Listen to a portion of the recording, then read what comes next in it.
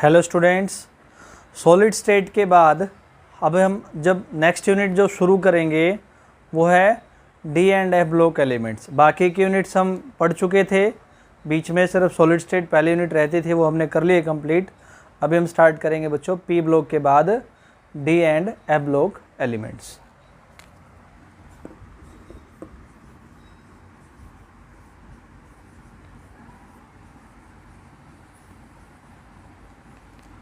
तो बच्चों अगर थोड़ा हम ध्यान करते हैं तो +1 में हमने एस ब्लॉक एलिमेंट्स को पढ़ा था। पी ब्लॉक एलिमेंट्स में से सिर्फ ग्रुप 13 और 14 पढ़ा था। अभी हमने +2 में पी ब्लॉक में से जो बचा हुआ ग्रुप था 15 से लेके 18 तक पूरा पढ़ लिया। और यहाँ पे बच्चों जो बचे हुए ग्रुप थे, कौन कौन से ग्रुप बच गए थे, ब्लॉक बच गए थे, sorry, D and F block, उनको भी पढ़ेंगे। शुरुआत करते हैं पढ़ने के लिए डी ब्लॉक एलिमेंट्स। तो ब्लॉक आप सब जानते ही हैं, किसी भी एलिमेंट का बच्चों ब्लॉक इस बेसिस पे बनता है कि उसका लास्ट इलेक्ट्रॉन कौन से सब शेल में एंटर करेगा। तो बच्चों जिनमें last electron S sub shell में एंटर करेगा वो एलिमेंट्स क्या माने जाएंगे, डी ब्लॉक के। बस इसको एक्यूरेटली बताना हो तो क्या बोलेंगे, ऐसे एलिमेंट्स जिनके अंदर last electron penultimate D sub shell के अंदर आता है। क्या बोला मैंने, पेनल्टोमेट डी सब शेल के अंदर आता है, डी सब शेल के अंदर एंटर करता है, उनको बोलते हैं डी ब्लॉक एलिमेंट्स। पेनल्टोमेट का मतलब होता है बच्चों जब सेल की पोजीशन लास्ट वाले शेल से पहले हो, लास्ट वाला शेल जस्ट उससे पहले वाले शेल को बोलते हैं पेनल्टोमेट शेल। अभी कन्फिग्रेशन लिखेंगे, आपको बिल्कुल ठीक से ध्यान में आ जाएगा। ये लिखते डेफिनेशन। तो बच्चों एलिमेंट्स इन विच, जिनके अंदर last electron enters into penultimate D subshell are called D block elements. जैसे बच्चों मैं इस ब्लॉक के पहले एलिमेंट से शुरुआत करता हूँ, स्कैंडियम। 21 इलेक्ट्रॉन्स होते हैं, तो क्या आएगा बच्चों configuration, 1s2 2s2 2p6 3s2 3p6 4s2 3d1।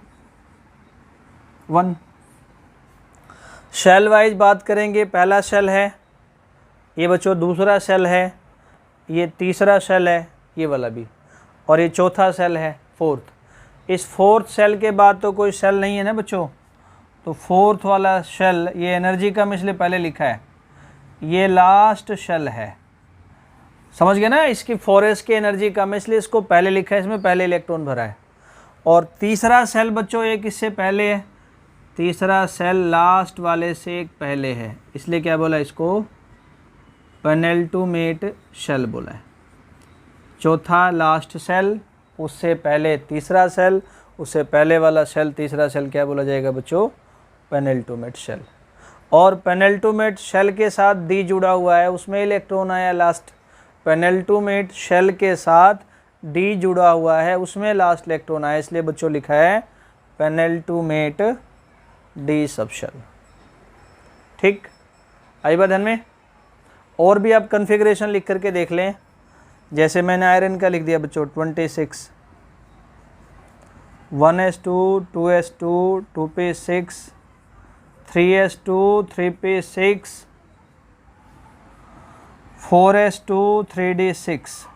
देखिए अब ये बच्चों पहला सेल, ये दूसरा सेल, ये तीसरा सेल, ये वाला कौन सा सेल है, चौथा, एनर्जी कम इसलिए पहले है। ये लास्ट सेल है, इससे पहले तीसरा सेल है, वो क्या बोला जाएगा, पेनल्टोमेट शेल। एक बात और ध्यान करने की बच्चों, इलेक्ट्रॉन हमने यहाँ पर 4s में क्यों भरा, क्योंकि आप जानते हैं क्योंकि इनकी एनर्जी कम है। बाद में 3d में क्यों भरा, क्योंकि 3d की एनर्जी ज़्यादा है। लेकिन बच्चों इलेक्ट्रॉन भरने के बाद इस बात को बड़े ध्यान से समझना है, याद रखना है, इलेक्ट्रॉन भरने के बाद after filling the electrons 3D की एनर्जी कम हो जाती है, 4s की एनर्जी ज़्यादा हो जाती है। क्या बोला मैंने? इलेक्ट्रॉन भरने के बाद बच्चों 3D की एनर्जी कम हो जाएगी, 4s की एनर्जी ज़्यादा हो जाएगी। इसलिए जब भी आपने इलेक्ट्रॉन हटाना होगा, रिमूव करना होगा, तो ज़्यादा एनर्जी वाले 4s से पहले रिमूव करना है। क्या बोला मैंने? ज़्यादा एनर्जी वाले 4s से पहले रिमूव करना है, कम एनर्जी वाले 3D से बाद में रिमूव करना है। ठीक है ना? तो यहाँ साइड में लिख लेंगे बच्चों, मैं कन्फिग्रेशन लिख के भी समझा दूंगा। एनर्जी इलेक्ट्रॉन भरने के बाद 4s की ज़्यादा है, 3D की कम है, और हमेशा ज़्यादा एनर्जी वाले ऑर्बिटल से इलेक्ट्रॉन रिमूव किए जाते हैं। तो 4s ऑर्बिटल से पहले इलेक्ट्रॉन रिमूव होगा, बाद में इलेक्ट्रॉन बच्चों कहाँ से रिमूव होंगे? 3D ऑर्बिटल से। शुरुआत करके बताते हैं मैं आयरन से। मैंने कहा बच्चों आयरन 2 पॉजिटिव का कन्फिग्रेशन लिखे, 2 इलेक्ट्रॉन चले गए, 24 आ गया। तो बच्चों ये सब तो सेम चलेगा, 1s2 2s2 2p6 3s2 3p6। लेकिन अब लास्ट में देख के 3D को काम नहीं चलाना है, लिखा हुआ है लेकिन इलेक्ट्रॉन भरने के बाद 4s की एनर्जी कम है, तो इसलिए पहले इलेक्ट्रॉन 4s से जाएगा, फिर 3D से। 3D का इलेक्ट्रॉन नहीं हटाना, बच्चे जनरली सोचते हैं लास्ट में इसी का हटा दो।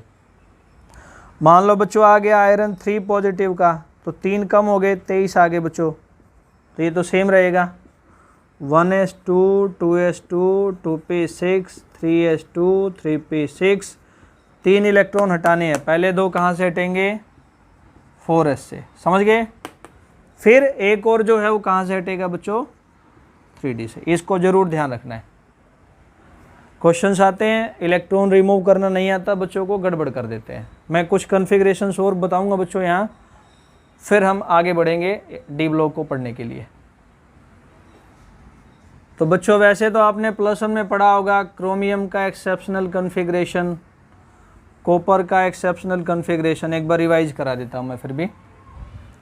24 है बच्चों, शुरुआत करेंगे तो 1s2 2s2 2p6 3s2 3p6। Trend के हिसाब से 4s2 3d4 ऐसा आएगा, लेकिन ये रोंग है बच्चों। मैंने कहा ना इसका कन्फिग्रेशन ट्रेंड से हटके है, एक्सेप्शनल है। इस s का इलेक्ट्रॉन 3D में आने पर हाफ फील्ड होके स्टेबल, ये भी हाफ फील्ड होके स्टेबल। अभी सिर्फ यही स्टेबल है, ये स्टेबल नहीं। हाफ फील्ड समझते हैं ना? डी सब शेल के अंदर 5 ऑर्बिटल हैं, एक ऑर्बिटल में 2 इलेक्ट्रॉन आएंगे, 5 ऑर्बिटल्स में 10 इलेक्ट्रॉन, फुली फील्ड। डी में 5 आए, डी में तो हाफ फील्ड। एस में 2 इलेक्ट्रॉन आए तो बच्चों फुली फील्ड, 1 आए तो हाफ फील्ड। इसलिए मैंने एक यहाँ पे इसका भेजा, तो ये हाफ फील्ड होके स्टेबल हो गया, और ये भी हाफ फील्ड होके स्टेबल हो गया। ऐसा लिखना है। अब बच्चे लगे हाथों आयन का भी समझ लेते हैं। मान लो लिखना बच्चों क्रोमियम 1 पॉजिटिव, तो जैसे मैंने सिखाया अभी, पहले इलेक्ट्रॉन आपने बच्चों कहाँ से हटाना है? 4s से। फिर कहाँ से हटाना है बच्चों? 3D से। ठीक है, कॉपर में आते हैं। कॉपर का क्या चलेगा? 1s2 2s2 2p6 3s2 3p6। Trend के हिसाब से 4s2 3d9। लेकिन बच्चों एक्सेप्शनल है, एक्स्ट्रा स्टेबिलिटी वाला कन्फिग्रेशन है। फुली फील्ड और half field configuration extra stable होते हैं, ज़्यादा स्टेबल होते हैं। ये फुली फील्ड है, सिर्फ ये स्टेबल है। एक नॉर्मल कन्फिग्रेशन है, स्टेबल नहीं है। लेकिन इसका एक इलेक्ट्रॉन यहाँ रख देंगे तो 3D बच्चों फुली फील्ड होके स्टेबल हो गया, 4s बच्चों हाफ फील्ड होके स्टेबल हो गया। तो इसलिए इसका कन्फिग्रेशन बनेगा बच्चों 4s1 3d10 ऐसा। अब मान लिया बच्चों यहाँ से आयन का भी समझ लेते हैं। कॉपर 2 पॉजिटिव का लिखना हो 27, तो ये सेम रहेगा। पहला इलेक्ट्रॉन 4s से हटाना है, 0 हो जाएगा। एक और हटाना ना, 2 हटाने हैं, तो अगला इलेक्ट्रॉन बच्चों 3D से हटा देंगे। ऐसे इसको लिखना है।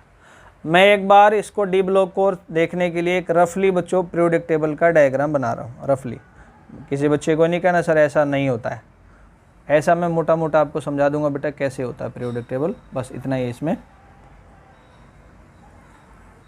देखें।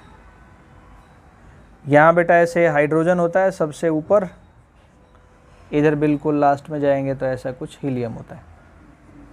ये ग्रुप 1 है बच्चों, ये ग्रुप 2 है, यहाँ ग्रुप 3 से लेके 12 तक है, ये ग्रुप बेटा 3 से लेके 18 तक है, पढ़ा आपने थोड़े दिन पहले इनको। पहले दूसरे ग्रुप वाले एलिमेंट्स को बोलते हैं कि ये एस ब्लॉक के एलिमेंट हैं। 3 से लेके 12 तक, 3 से लेके 12 वाले ग्रुप के एलिमेंट्स को बोलते हैं कि बच्चों ये डी ब्लॉक के एलिमेंट्स हैं, और 13 से लेके 18 ग्रुप तक के एलिमेंट्स को बोलते हैं कि ये पी ब्लॉक के एलिमेंट है। और ए ब्लॉक की बात करेंगे तो ऐसा वो नीचे होता है बच्चों, ए ब्लॉक के एलिमेंट ऐसे 2 सीरीज के रूप में नीचे होते हैं।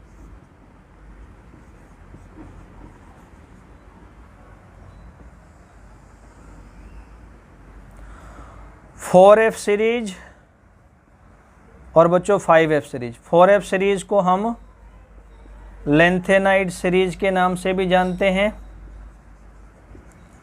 और बच्चों 5F सीरीज को हम एक्टिनाइड सीरीज के नाम से भी जानते हैं। तो अभी हम इनकी बात कर रहे हैं। तो कुछ बातें और बच्चों इससे रिलेटेड। डी ब्लॉक एलिमेंट्स का अगर आपने लिखना हो सारे एलिमेंट्स के लिए बच्चों, जनरल इलेक्ट्रॉनिक कॉन्फ़िगरेशन, तो ये बन जाएगा NS2 N-1 D1 to 10। ये आप देख ही रहे हैं बच्चे, देखें D आ रहा है ना, देखो N अगर 4 है 4S2, तो D क्या होगा N-1, 4 - 1 3 आ गया ना एक पहले पेनल्टोमेट। D में 1 से लेके 10 तक इलेक्ट्रॉन होंगे, S हमेशा पहले भरा जाएगा फिर D में इलेक्ट्रॉन जाएगा, ठीक है, 1 से लेके 10 तक। N बच्चों यहाँ 4 से लेके सेल जो है 7 तक हो सकता है, 4 से लेके 7 तक। अगली चीज़, डी ब्लॉक एलिमेंट्स को हम ट्रांजिशन एलिमेंट्स भी बोलते हैं, क्योंकि पोजीशन वाइज ये एस और पी ब्लॉक के बीच में इन बिटवीन है, तो इसलिए इसकी प्रॉपर्टीज एस ब्लॉक और पी ब्लॉक एलिमेंट्स के बीच में होती है। बीच में मतलब कुछ इससे मैच करेंगी, कुछ इससे। इस वजह से क्या बोलते हैं बच्चों इनको? Transition elements. लिखते हैं इसको। तो मैंने बोला डी ब्लॉक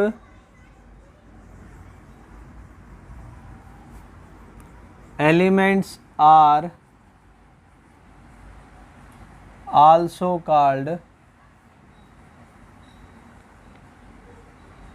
transition elements। क्यों? क्योंकि बिकॉज देयर प्रॉपर्टीज, इनकी जो प्रॉपर्टीज हैं आर इन बिटवीन, किस किस के बीच में है? Between S and P block elements. Transition मतलब बच्चों इन बिटवीन। और अलग आपको टेक्निकली डिफाइन करना हो बच्चों, डेफिनेशन समझनी हो ट्रांजिशन एलिमेंट्स की, तो भी समझा देता हूँ मैं, है ना। ये तो प्रॉपर्टी वाइज बात होगी, टेक्निकली डिफाइन कैसे करते हैं। ऐसे एलिमेंट्स जिनके अंदर डी सबशेल इनकम्प्लीट होता है, इनकम्प्लीट पूरा भरा नहीं होता, D10 नहीं होता है, बोथ इन ग्राउंड स्टेट में भी और कॉमन ऑक्सीडेशन स्टेट में भी। मतलब इलेक्ट्रॉन देने के बाद, बॉन्ड बनाने के बाद आता है जो चार्ज, उसको बोलते हैं ऑक्सीडेशन नंबर। तो वहाँ भी इनका डी ऑर्बिटल इनकम्प्लीट होगा और ग्राउंड स्टेट में भी इनकम्प्लीट होगा। तो उन एलिमेंट्स को डिफाइन करके टेक्निकली क्या बोलेंगे बच्चों? Transition elements. लिखते हैं definition. Elements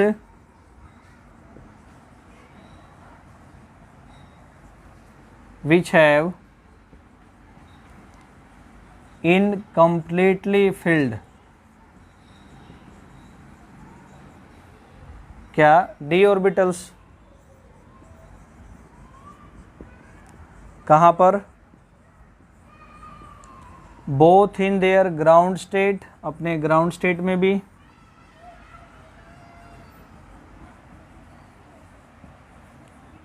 as well as in common oxidation state. जो कॉमन ऑक्सीडेशन स्टेट्स होते हैं वहाँ भी। आपको अभी एग्जांपल्स लिख करके मैं समझाऊंगा, कुछ एक्सेप्शंस भी हैं खैर। तो बच्चों ट्रांजिशन एलिमेंट्स के डेफिनेशन को समझने के लिए मैं एग्जांपल्स लिखता हूँ कुछ, ठीक है। मैंने लिखा निकल 28 इलेक्ट्रॉन्स हैं, कन्फिग्रेशन हो गया 1s2 2s2 2p6 3s2 3p6 4s2 3d8। तो देखिए बच्चों ग्राउंड स्टेट में अकॉर्डिंग टू डेफिनेशन इसमें कितने इलेक्ट्रॉन्स आए 8, इनकम्प्लीटली फिल्ड है। इसका हम कॉमन ऑक्सीडेशन स्टेट ले लेते हैं, जैसे +2 ले लिया, 2 कम हो गए, क्या बन गया, ऐसे जाएंगे ना 4s0 3d8। देखिए 8 अभी भी बच्चों इनकम्प्लीटली फिल्ड है। मान लिया मैंने इसका स्टेट ले लिया बच्चों +4, 4 सीधे कम हो गए, 24 हो गए, S में से 2 गए, D में से 2 गए, क्या है D अभी भी इनकम्प्लीटली फिल्ड है। तो ऐसा देखने को मिलता है कि D में इलेक्ट्रॉन्स इनकम्प्लीट होते हैं। मैंने आयरन का लिखा था, वहाँ भी आपने नोट किया होगा 3d6 है ना, आयरन 2 पॉजिटिव में भी 4s0 3d6। तो ऐसा ये चलता है। लेकिन बच्चों कुछ एक्सेप्शंस है 2-3 जो इस बात को फॉलो नहीं करते हैं।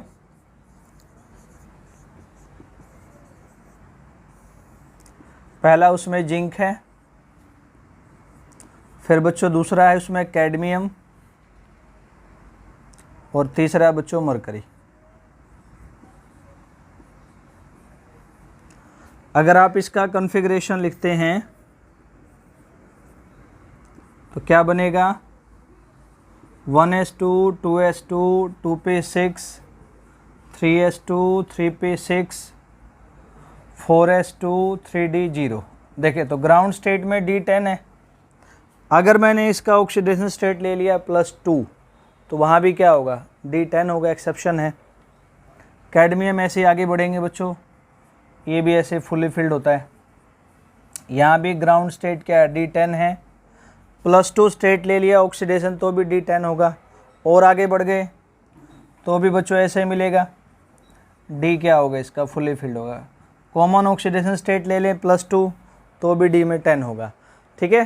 तो ये ट्रांजिशन एलिमेंट्स के एक्सेप्शंस हैं। आप कहेंगे सर इनको क्यों रखते हैं D ब्लॉक में, क्योंकि लास्ट इलेक्ट्रॉन्स जो है इनके अंदर वो किस में आते हैं D सबशेल में। लेकिन ट्रांजिशन एलिमेंट्स की डेफिनेशन को ये फॉलो नहीं करते हैं। एक बच्चों मान लिया क्वेश्चन आ गया इसी से रिलेटेड, ऐसा कुछ ये पूछे आपसे कोई, why sodium and potassium are not considered as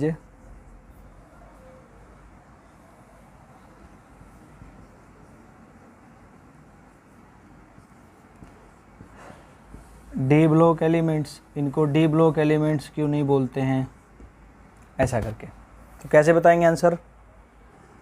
देखिए बच्चों आप अगर सोडियम का कॉन्फ़िगरेशन लिखेंगे तो 1s2 2s2 2p6 3s1, last electron D sub shell में नहीं आया, किस में आया है S में। अगर आप पोटेशियम का लिखते हैं 19 है, 1s2 2s2 2p6 3s2 3p6 4s1, last electron D में नहीं आया S में आया, तो क्या बोलेंगे इनका लास्ट इलेक्ट्रॉन बच्चों S सब शेल में आता है। इसलिए S ब्लॉक के तो एलिमेंट हैं, क्योंकि last electron D sub shell में नहीं आया इसलिए D ब्लॉक के एलिमेंट्स नहीं हैं। सिंपल है बिल्कुल। इट इज बिकॉज, ऐसा इसलिए है, their last electron enters into S sub shell, S sub shell के अंदर, लेकिन but not in D sub shell. इसलिए सो दे आर नोट, इसलिए वो D ब्लॉक के एलिमेंट्स नहीं है। ऐसा ऐसा बच्चों बोल सकते हैं, ठीक है। एक छोटी सी बात समझाने की थी। अब बच्चों थोड़ा आगे बढ़ते हैं। मैंने कहा कि डी ब्लॉक एलिमेंट्स को ट्रांजिशन एलिमेंट्स बोलते हैं, और बच्चों इन एलिमेंट्स को हम 4 ट्रांजिशन सीरीज के अंदर क्या कर सकते हैं, डिवाइड कर सकते हैं। ऐसे लेफ़्ट टू राइट इनकी 4 सीरीज बना दी जाती है। तो लिखेंगे बच्चों, transition elements are divided into, कहाँ डिवाइड कर देंगे इनको, 4 ट्रांजिशन सीरीज। पहली सीरीज आपने बच्चों पूरी याद करनी है, आपको शायद याद भी होगी। तो शुरुआत करेंगे हम फर्स्ट ट्रांजिशन, या बच्चों इसको बोलते हैं हम 3D सीरीज। 3D का मतलब यहाँ 3 डायमेंशन नहीं है, हर एक एलिमेंट जो इस सीरीज में होगा उसका लास्ट इलेक्ट्रॉन 3D सबशेल में जाएगा। इस सीरीज के हर एक एलिमेंट का लास्ट इलेक्ट्रॉन 3D सबशेल में जाएगा, इसलिए हम इनको क्या बोलते हैं बच्चों, 3D सीरीज भी बोलते हैं। तो शुरुआत करते हैं एलिमेंट्स लिखने की। पहला एलिमेंट है scandium, titanium, vanadium, chromium, manganese, iron, cobalt, निकल, कॉपर, जिंक। एटॉमिक नंबर बच्चों 21 से स्टार्ट होगा। 21, 22, 23, 24, 25, 26, 27, 28, 29, 30। मैं नाम भी लिख देता हूँ इनके।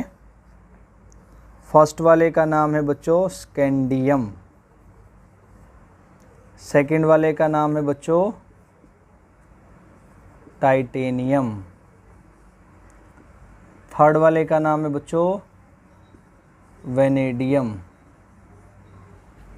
फिर आ गया बच्चों क्रोमियम, इसका नाम है बच्चों मैंगनीज,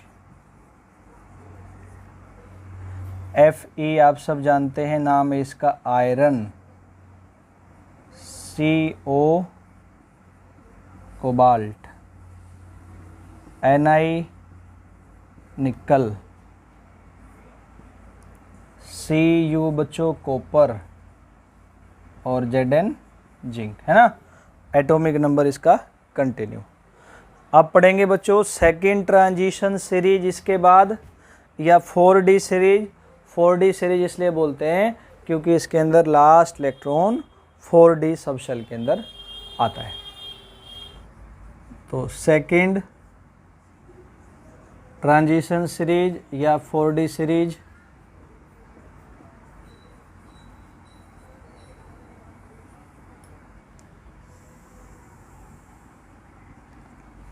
तो ये बच्चों स्टार्ट होता है याट्रियम सिंबल Y,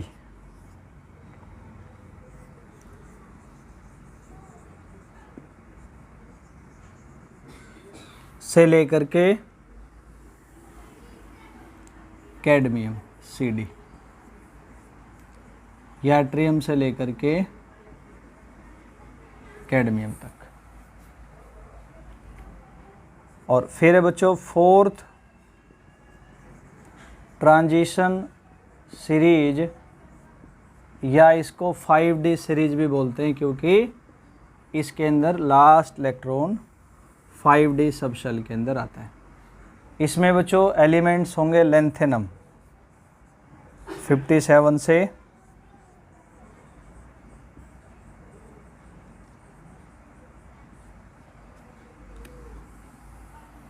मरकरी तक 80, यानी ये सीरीज बच्चों लेंथेनम से लेकर के मरकरी तक है। और फोर्थ ट्रांजिशन सीरीज है बच्चों इसके अंदर, इसको हम 6D सीरीज भी बोलते हैं क्योंकि इनके अंदर इलेक्ट्रॉनिक कन्फिग्रेशन में लास्ट इलेक्ट्रॉन 6D सबशेल में आएगा।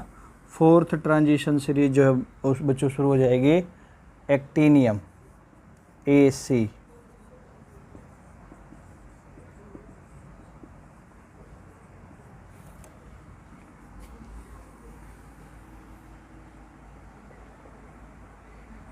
कोपोरेंशियम, कोपोरेंशियम एटॉमिक नंबर 112 तक। अब ये सारा इंट्रोडक्शन पढ़ लिया बच्चों। अब देखते हैं ट्रांजिशन एलिमेंट्स की, डी ब्लॉक के एलिमेंट्स की कुछ जनरल प्रॉपर्टी, जैसे पी ब्लॉक एलिमेंट्स की पढ़ी थी हमने। तो बच्चों general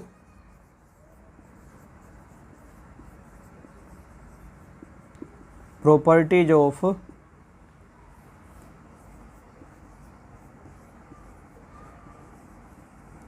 D block elements.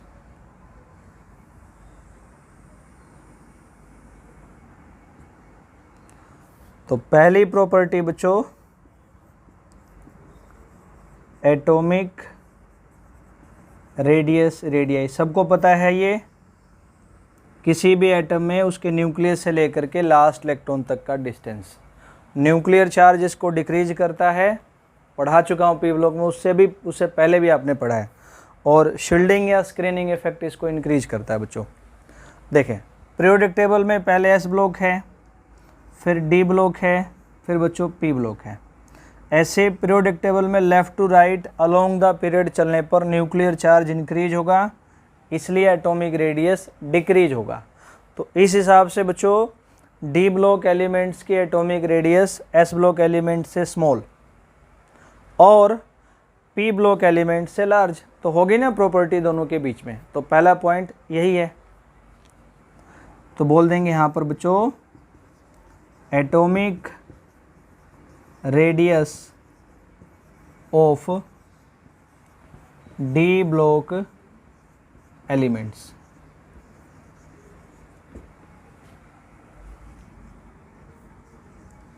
is smaller than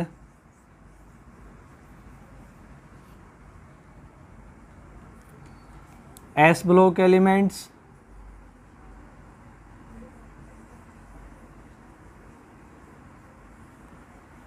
and बड़ा किससे है, किससे बच्चों, larger than D block elements, दोनों से बड़ा है। ऐसा ये पढ़ लिया आपने वेरिएशन। अब बच्चों इसी का वेरिएशन देखते हैं एटॉमिक रेडियस का अलोंग एनी ट्रांजिशन सीरीज। अगर हम चारों सीरीज में बच्चों लेफ़्ट टू राइट चलते हैं तो इस एटॉमिक रेडियस का क्या वेरिएशन होगा। तो इसको भी लिखते हैं वेरिएशन अलोंग, किसके अलोंग बच्चों, किसी भी ट्रांजिशन सीरीज के अलोंग। तो बच्चों पहले ट्रांजिशन सीरीज का एग्जांपल लेके इसको हम समझेंगे।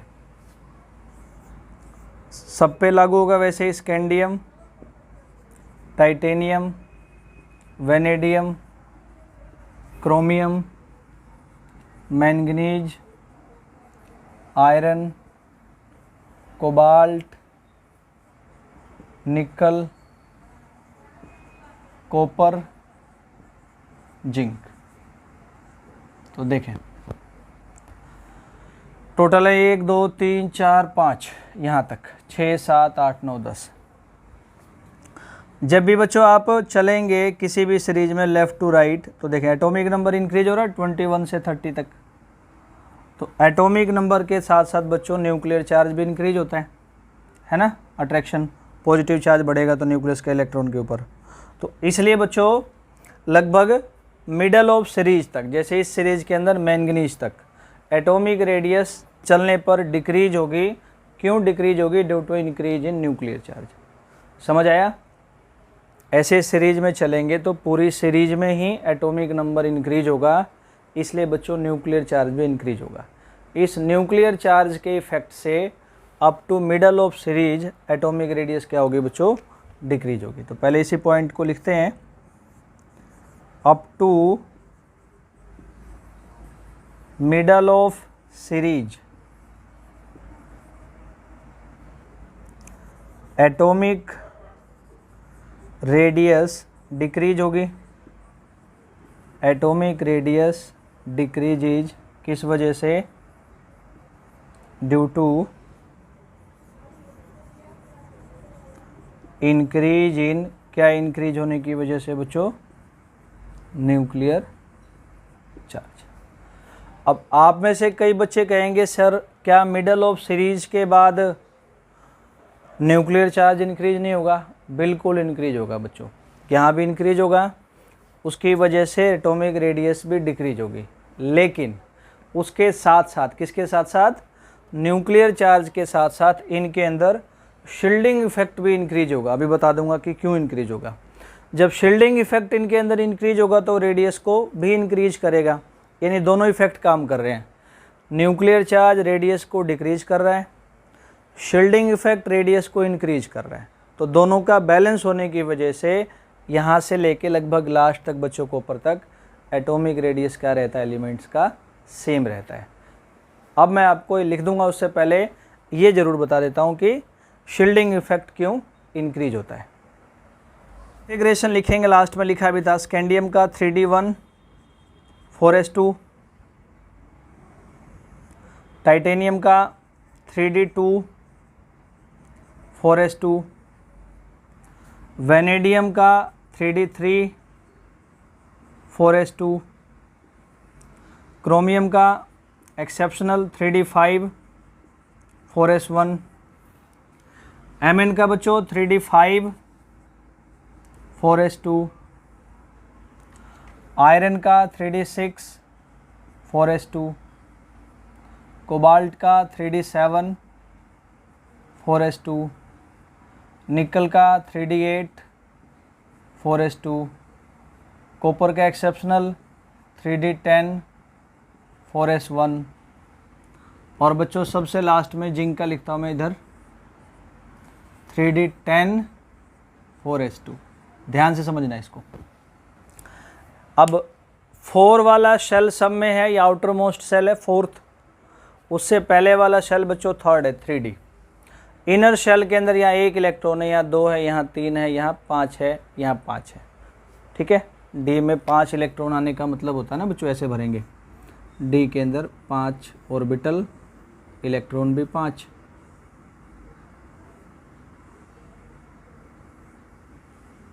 ऐसे एक एक भर देंगे, 1 2 3 4 5, यानी बच्चों 1 से लेके 5 तक इनर शेल जो है 3rd और उसका सब शेल 3D, उसके अंदर इलेक्ट्रॉन की कोई पेयरिंग नहीं।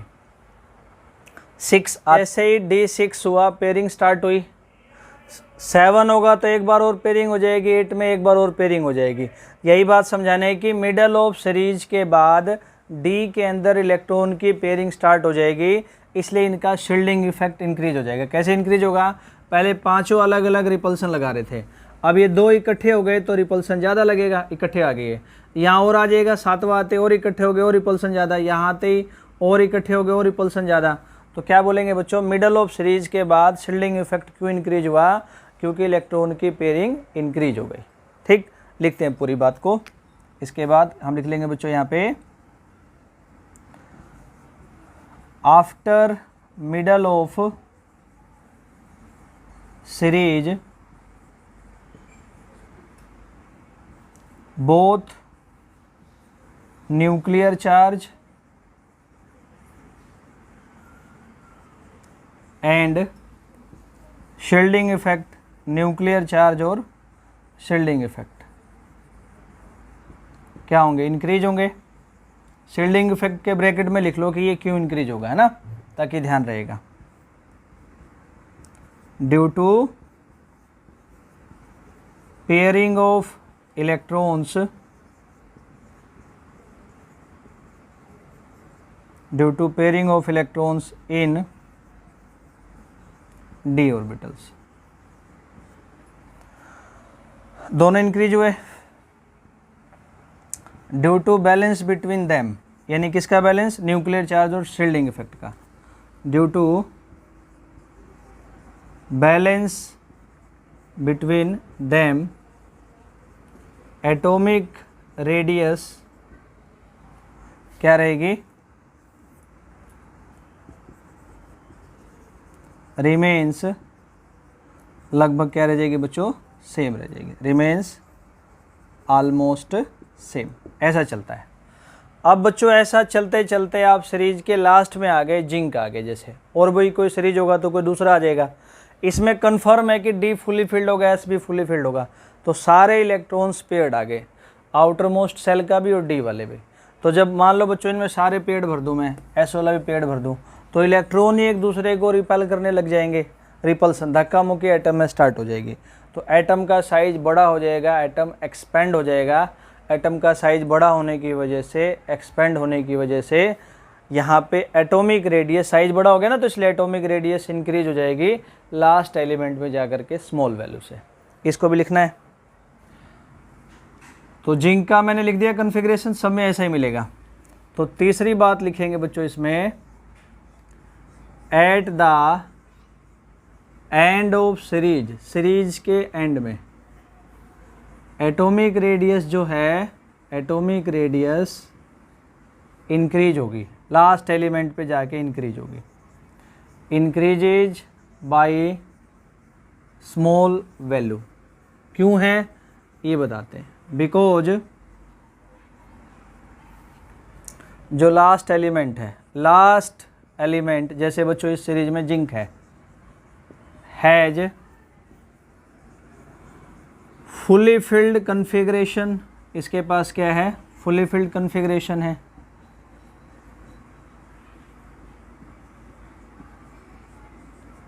इसलिए सो देयर इज,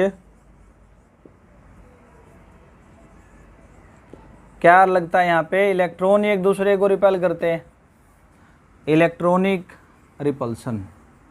ये क्या कर देगा, विच एक्सपेंड कर देगा, इंक्रीज कर देगा एटम के साइज को, expends the size of atom, और जिसकी वजह से बस ठीक है, एक्सपेंड हो गया तो रेडियस क्या हो गई, इंक्रीज हो गई।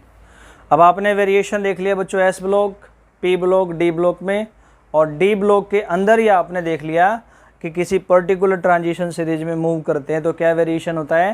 पहले मिडल ऑफ सीरीज तक, फर्स्ट सीरीज का एग्जांपल लिया मैंने, डिक्रीज है।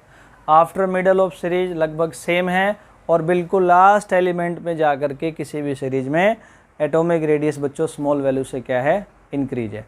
अब देखते हैं एटॉमिक रेडियस का वेरिएशन जब हम एक ट्रांजिशन सीरीज से दूसरे में चलेंगे, 4 है ना टोटल, एक से दूसरे में, दूसरे से तीसरे में, तीसरे से चौथे में चलेंगे तो क्या वेरिएशन होगा। तो variation of atomic radius, atomic radius का वेरिएशन कैसे, फ्रॉम वन ट्रांजिशन सीरीज, एक ट्रांजिशन सीरीज से दूसरे में, सीरीज टू अनदर। सीरीज का एग्जाम्पल भी लिखेंगे बच्चों और इसको समझे भी गए। फर्स्ट वाली सीरीज है बच्चों 3D,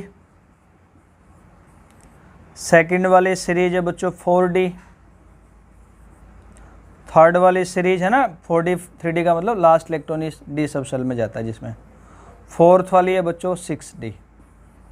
तो सिंपल सी बात है, फर्स्ट से सेकंड में आएंगे तो सेल इंक्रीज हो जाएगा, तीसरा से चौथा सेल आएगा तो सेल इंक्रीज होने की वजह से एटॉमिक रेडियस इंक्रीज होगी।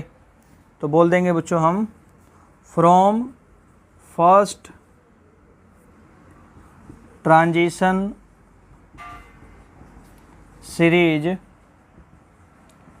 To second transition series. First से जब हम सेकंड ट्रांजिशन सीरीज में चलेंगे, एटॉमिक रेडियस क्या होगी, इंक्रीज होगी।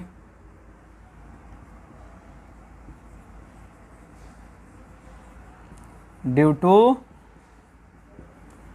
इंक्रीज इन, इंक्रीज है ना शेल, इसमें तीसरा शेल है, इसमें चौथा है, number of shell.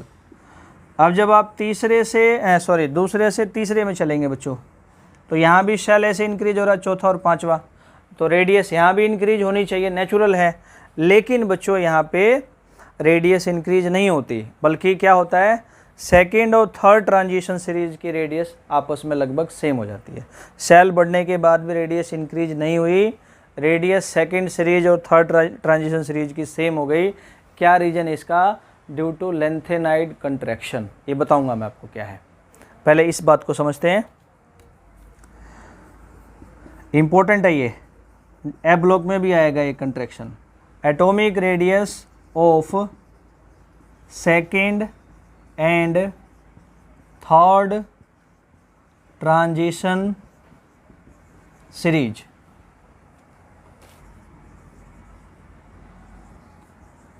Is almost same due to lengthened contraction।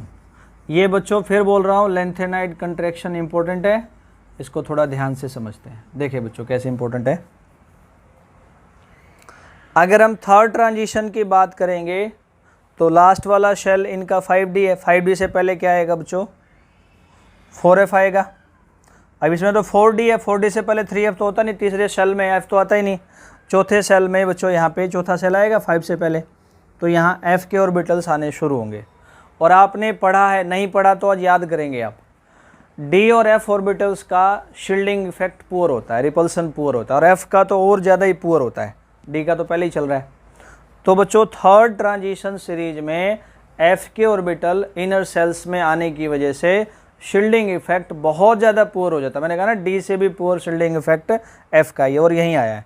जब शील्डिंग इफेक्ट पुअर हो जाएगा, रिपल्सन, तो न्यूक्लियर चार्ज, लास्ट वाले इलेक्ट्रॉन पे अट्रैक्शन इंक्रीज होगा। तो जब न्यूक्लियर चार्ज बच्चों इंक्रीज होगा तो रेडियस साइज छोटा होना शुरू हो जाएगा। इसी डिक्रीज को क्या बोल देंगे हम? Lanthanide contraction. डिक्रीज को बोला कंट्रैक्शन, पहला मेंबर इसका लेंथेनम होता है, इसलिए पूरी सीरीज का नाम लेंथेनाइड बोल दिया गया, उस पर नाम पड़ा लेंथेनाइड, कंट्रैक्शन साइज का छोटा होना। तो इनका साइज छोटा हो गया बच्चों, ये इनसे ऊपर थे, इनका पहले ही साइज छोटा था, इसलिए इनका साइज क्या हो गया बच्चों? आपस में लगभग बराबर हो गया, सेम हो गया, इक्वल हो गया। आया लॉजिक समझ? ठीक है, लिखते हैं इसको। ड्यू टू इन्वॉल्वमेंट ऑफ, क्या इन्वॉल्व होने की वजह से? F ऑर्बिटल्स, 4F आया ना, आप साफ साफ लिख सकते हैं बेटा 4F इसमें, इन inner shells of elements of, इस पर लिख लो बच्चों, इंपॉर्टेंट है ये, elements of third transition series.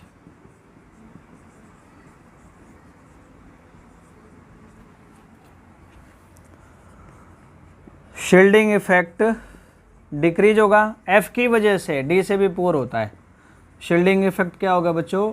Decrease होगा। और न्यूक्लियर चार्ज क्या होगा बच्चों?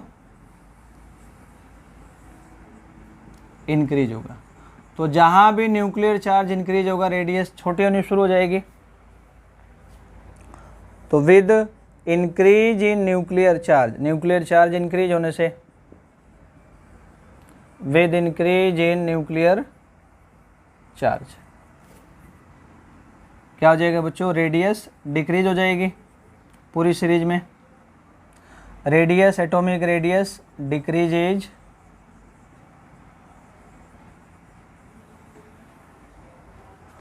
along the series।